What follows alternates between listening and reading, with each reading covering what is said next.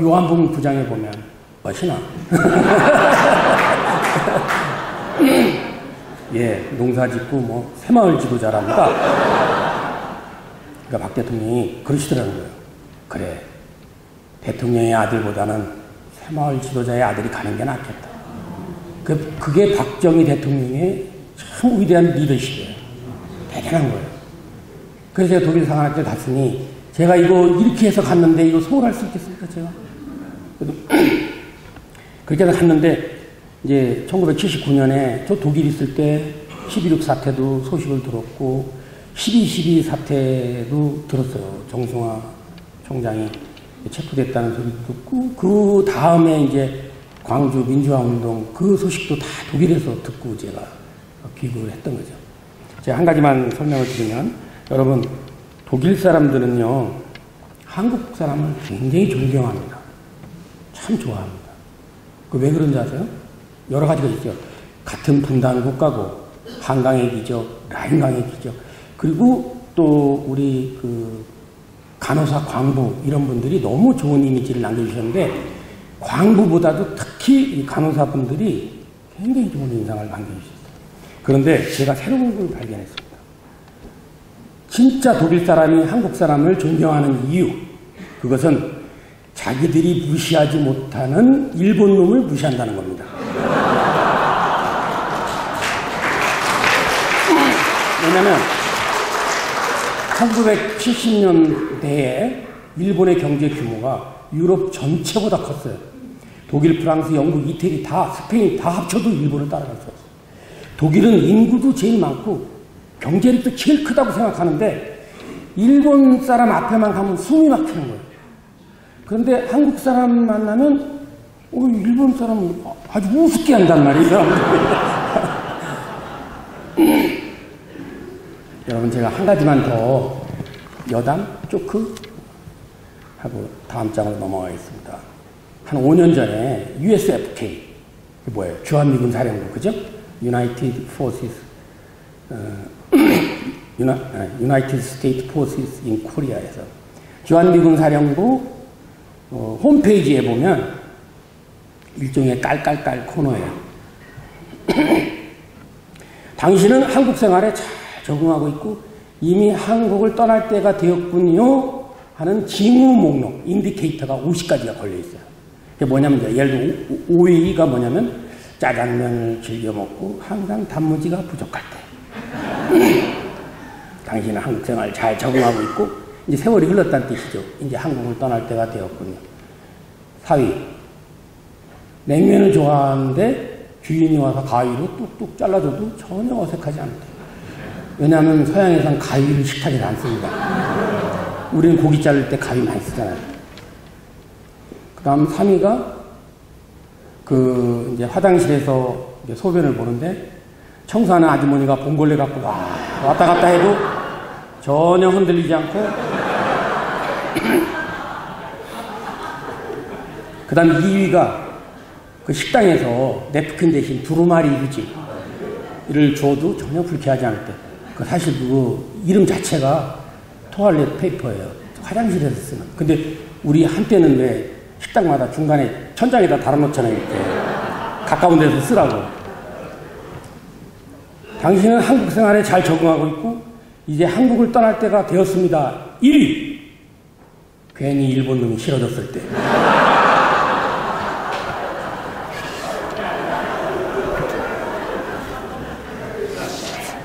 세 번째 교훈. 고난은 하나님과의 관계를 재정립하는 과정입니다.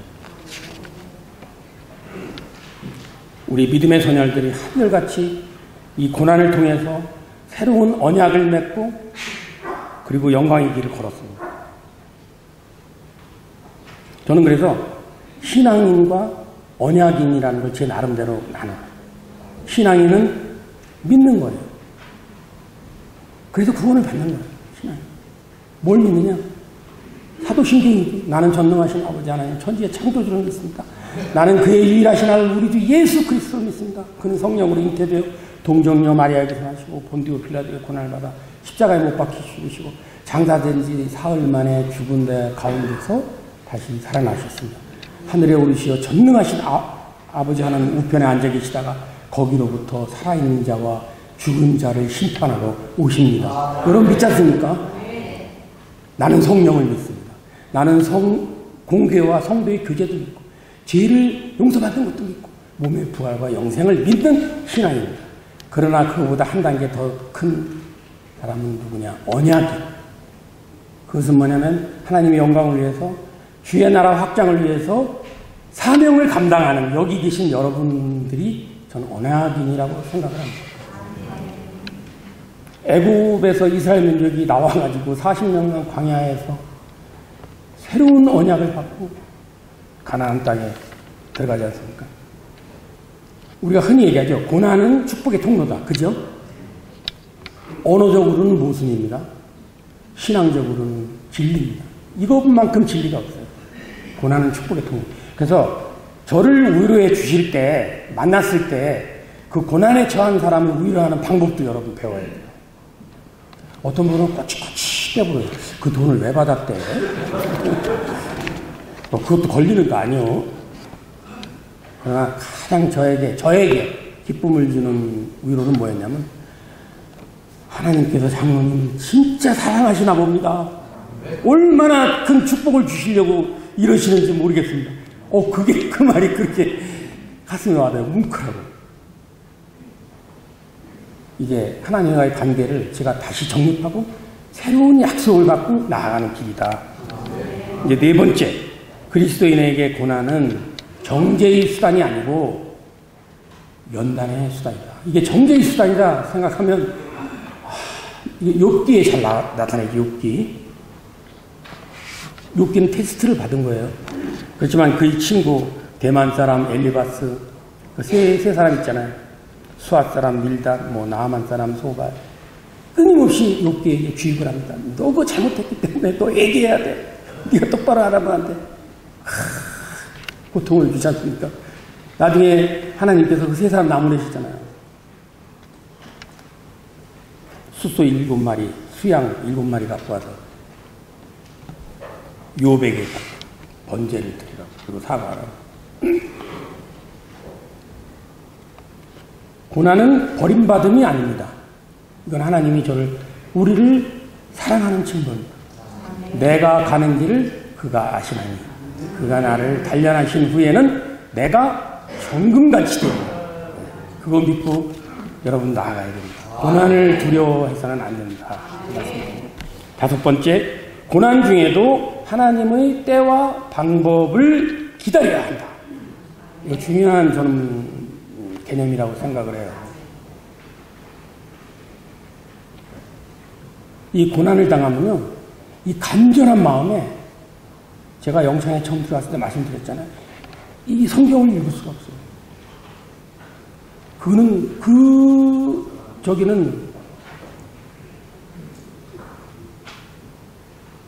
그 마음은 두 가지예요. 하나는 일어난 일에 대한 분노. 이놈들이 이럴 수가 있어. 분노. 그리고 미래에 대한 불안. 이거 앞으로 어떻게 되는 거야? 그래서 저는 3일이 지난 후 비로소 이제 그 헌병이 1분마다 왔다 갔다 해요. 복도에. 그 분영창은 한쪽 면이 전부 창살에 다 들여다. 그래서 제가 부탁을 해서 포스트잇을 좀 달라고 그랬어요. 포스트잇 하나에 한 구절을 써서 이 영창 벽에서부터 벽으로 써붙이는 거예요. 계속 써서 갖다 붙이고. 그러면서 이제 나중에 그게 막 이게 두 줄 돌아가고 그러면 저쪽에서 헌병이 보고하는 소리가 들려요. 전화를. 3줄 붙였습니다.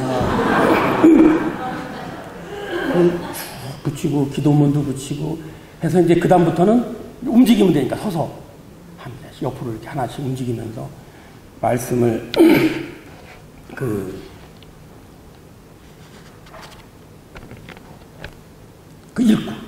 근데 하나님 이거 당장 해결해 주셔야 되지 않습니까? 하는 마음이 너무나 간절한 거예요.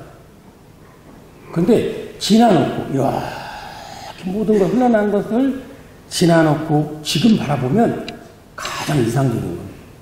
그게 그때 결론이 나면 더 위험할 수도 있고, 더 위험한 거예요. 다시 또 재수사 뭐 해가지고 엄청난 결론, 또 다른 결과가 나올 수 있지 않았을까 하는 그런 생각이 듭니다. 그 유대계 독일 유명한 극작가가 있어요. 프란츠 카프카라고. 이분은 40세에 결핵으로 죽었는데 제대로 작품을 남기지 못했어요. 한 대여섯 편의 작품을 자기 동생한테 태우라 그랬어요. 내가 죽으면 나랑 함께 태우라. 근데 그 동생이 말을 안 들었어요. 그 동생이 엄청난 돈을 벌었어요. 그게 유명한 작품들입니다. 그분은 그 인생을 살면서 그 고통 속에서 소위 말하는 실존주의의 선두자라고 하는데 굉장히 유명한 말들을 많이 남겼는데 그 중에 정말 많이 회자되고 있고 저 역시 공감하는 게 뭐냐면 모든 제약의 근원은 성급함과 게으름이다. 성급함을 조바심이라고 생각하는 경우도 있는데 제가 볼 때는 성급함이 나을 것 같아요. 잘 생각해 보세요. 우리같이 저지르는 제약 모든 것이 성급함하고 게으른 데서 나옵니다. 그래서 이 모든 고난을 해결하는 것은 하나님의 때와 방법이 있는 것이지 내가 어떤 때를 방법을 하나님께 요구할 필요도 없어요. 기다려야 되는 겁니다. 그럼 그것이 가장 좋은 방법으로 우리를 이끌어 주신다. 그런 말씀을 드리고 싶고 그 다음 이제 여섯 번째 고난 가운데 새로운 사명을 준비해야 된다. 사실 제가 군 검찰에서 제일 그 위험하게 기소가 될 뻔했던 것이 종교적 편향성입니다. 쉽게 얘기하면 권력 남용입니다. 지휘권을 종교의 확장에 사용했다는 그거죠. 지금 정부가 상당히 또 반기독교적이지 않습니까? 그 영향을 주는 것 같아요. 제가 완스타가 된 후에 한국 기독군인 연합회라는 그 조직이 있어요. 그 우리 군인들 중에 병사들을 빼고 하사 이상 간부들이 가입돼 8만 명 정도의 회원이 있습니다. 결속력은 약하지만 상당히 그래도 있어요. 저기가 무게가. 제가 거기 사무총장을 굉장히 오래 했어요. 그러면서 제가 이제 사명으로 간직했던 것이 우리 기독교의 다음 세대, 우리 1세대가 우리에게 물려준 이 위대한 신앙이 내가 축복을 받았는데 내가 다음 세대를 키워야 되지 않느냐. 근데 지금 뭐 어떤 분은 뭐 맞다 틀리다 하는데 지금 대학생들 중에 선교 이 캠퍼스 내 선교 활동도 못하게 하고 점점 지금 우리 군대도 지금 위기입니다. 옛날에는 일요일 오전은 종교활동 시간이었어요. 그래서 다른 건 할 수 없고 종교활동을 의무적으로 하도록 했습니다. 다만 기독교, 불교, 천주교를 선택하는 건 자유다. 그러나 종교활동을 해야 된다. 근데 지금은 종교활동 하라고 하는 것 자체도 자유를 침해하는 것이다. 그래서 그러면 지금 병사들이 거의 종교를 접하지 못하고 군대에 오는 병사들이 어떤 메리트가 있어서 도대체 요즘에는 뭐 핸드폰도 다 전부 게임하려고 그러고 다 공차로 나가려고 그러고 텔레비 보려고 그러지. 그래서 최근에 제가 어느 목사님한테 충격적인 얘기를 들었어요. 연대 교회에 300명이 출석하던 교회에 10명이 안 된다는 겁니다. 이것도 위기예요. 이거에 대해서 정말 심각하게 고민해야 돼요. 저도 지금 계속 그거에 대해서 정말 머리를 싸매고 있습니다. 제가 사단장 할 때요. 사단 병력이 10,000명입니다. 정확하게 10,000명. 그런데 뭐 종교를 가진 사람 중에서가 아니라 전체 사단 인력 중에 70%가 기독교 신자였어요. 6,850명. 이게 전군의 기록. 그 뭐 제가 무슨 어디 가서 저기 쪽지를 나눠주고 그게 아니에요. 이 군대라는 건 지휘관이 한번 활동을 하면 다 따라오게 돼 있어요. 그리고 그게 중요한 게 이제 군종 장교, 군종 법사, 군종 목사, 군종 신부의 비율을 할당할 때도 그게 사용이 되기 때문에. 그래서 제가 이제 이 작전사령부에 가서 이제 오살리라는 곳에서 구국 성해가 있는데 대구 경북 지역만 따로 합니다. 그 낙동강 방어선을 지킨 그 대구 사람들이 자부심이 있기 때문에. 그런데 제가 대구에 살아보니까 대구라는 데가 참 멋있는데요. 그리고 대구 경북이 물론 저는 이제 뭐 영호남 충청을 다 관할했지만 사령부가 있는 그 대구 처음 살아봤어요. 전 대구라는 데. 그래서 대구로 간다니까 사람들이 다 그래요. 거기 음식이 맛이 없어. 가급적이면 체인점을 가. 보쌈이 먹고 싶으면 할머니 보쌈으로 가야 돼. 근데 가보니까 그거 아니던데요. 대구만큼 그 음식 문화가 풍성하고 서울에 없는 물건이 대구 백화점에 있어요. 그리고 저는 대구 경북이 한국 정신의 창이다. 그런 생각이 들었어요.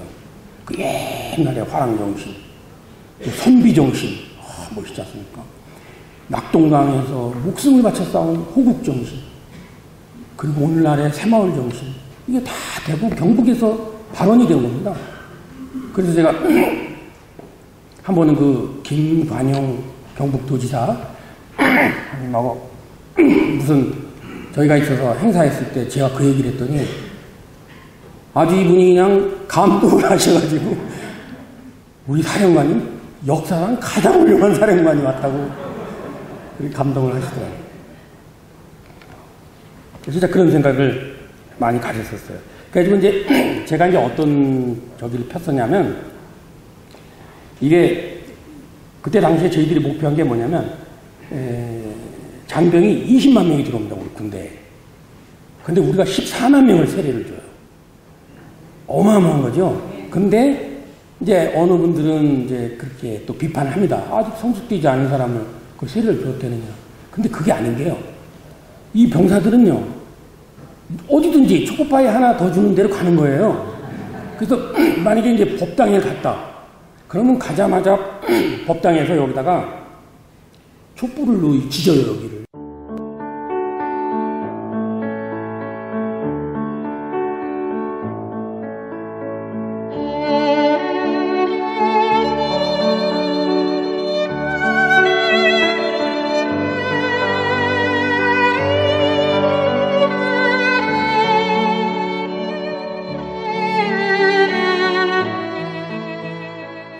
(2018년 5월 31일) 손상대 애국집회 사회자께서 출소하시던 날, 아직도 여전히 저 담장에 갇혀 영어의 몸으로 계시는 박근혜 대통령님이 계시는 아주 가까운 지근 거리에까지 가보았습니다.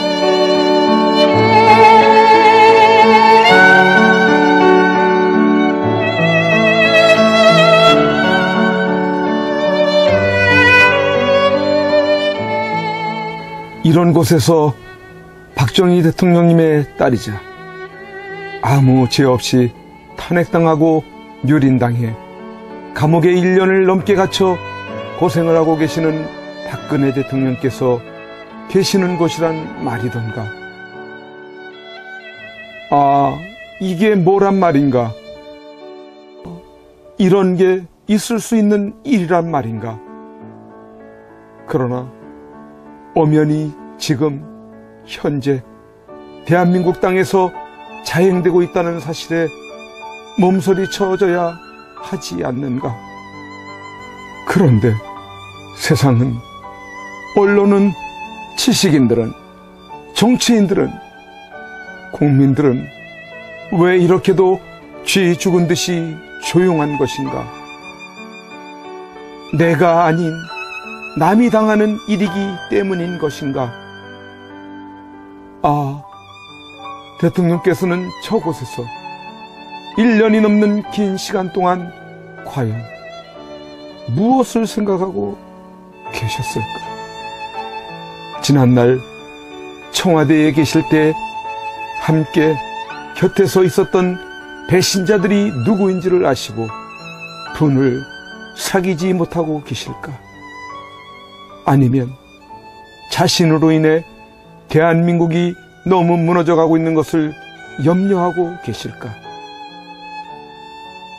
우리 국민들은 바란다. 부디 대통령님께서 강한 정신력으로 버티시고 건강을 유지하셔서 반드시 복귀하시고 형편없이 무너지고 부패하고 비리 공화국이 되어버리고 빨갱이들로 점령되어버린 이 땅을 기경하여 다시 씨를 뿌리고 옥토로 만들어 다음 통일한국을 일구어갈 나라로 만들어 주기를. 왜냐하면 박근혜 대통령님만큼 깨끗하여 믿을 만한 사람이 없기에.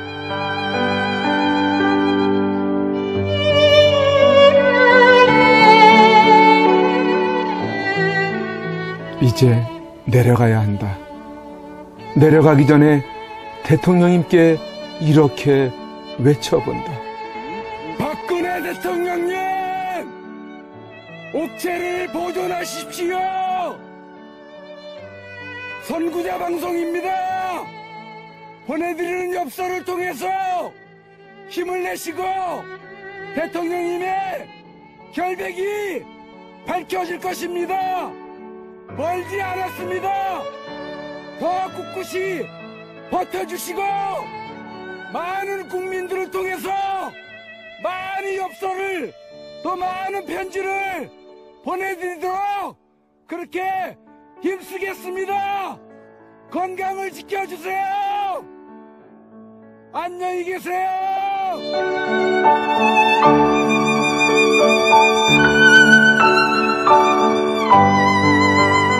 오늘 손상대 사회자께서 출소하시면서 여러분들이 보내주신 서신으로 인해 힘을 얻을 수 있으셨다고 하셨습니다. 여러분들의 그 용기와 또 우편의 편지나 아니면 적기를 통해서 우리에게 힘을 주셔서 오늘 이렇게 하늘을 처음 보는 것 같습니다. 이제 박근혜 대통령님과 남아 계신 분들이 힘과 용기를 얻으실 수 있도록 엽서 보내기와 편지 보내기에 더욱 동참해 주시지 않으시겠습니까?